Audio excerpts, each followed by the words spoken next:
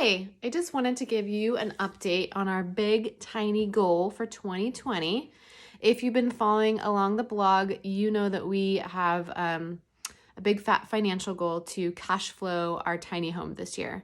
We started out the year with about $28,000 in that savings account, and our goal is to get it to $70,000. So each month we have amount of money that we want to try and save in order to get to that 70K by the end of the year. So originally in January, we started out by wanting to save $2,200 towards the tiny house goal, and we didn't quite make it. We ended up putting $1,900 towards the tiny house goal. We are off by $300, and it's not too far off. So we're not worried about it, but stuff happens, right? And you have to make sure that you make room for life that happens within your budget too. So we are not phased. Beef happened to us this year.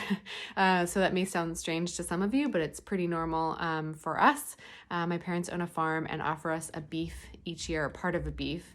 We can't eat a whole beef each year, and then we pay for it to be cut and wrapped into steaks, and it filled our freezer. Like, we have a full freezer full of beef for $300. So it's a complete bargain. I just had forgotten to budget for it. I knew it was coming, but I just kind of forgot about it. So we paid for that, and so didn't put quite as much towards our tiny house goal. But to be honest, being accountable to you each month and sharing this update is keeping us on check.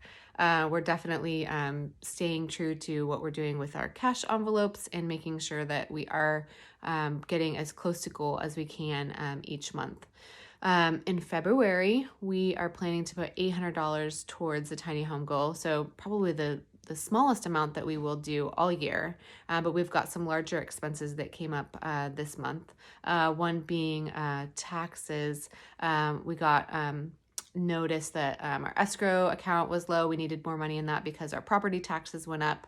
And so in order to keep our mortgage payment still relatively low, we paid an extra $1,000 in order to keep that. So our mortgage payment still went up a little bit, but not extensively because we were able to pay for that. And then we have a really big beach trip that's coming up in a couple of weeks. So my sisters and mom and I go on this big shopping spree. It's like part vacation, part shopping, and we get a bunch of stuff on sale, and I buy stuff for the kids for next season too. So we have $1,750 allotted for clothing. This month it's not normal. We don't normally have that much money set aside for clothing. So that is our plan for February. So $800 for February. I will be back and keep in touch with you about how it all ends up. Thank you for joining me on my journey to influence.